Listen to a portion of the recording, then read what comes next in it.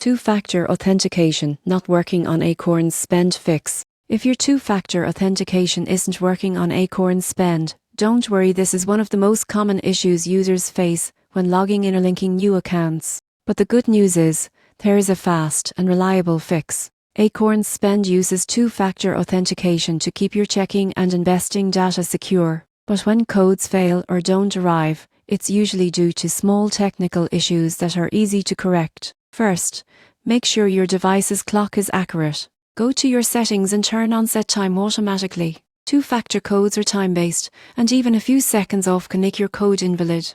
If you're using an authenticator app, open it and check for an option to sync time or update. This tiny setting often solves most of failures instantly.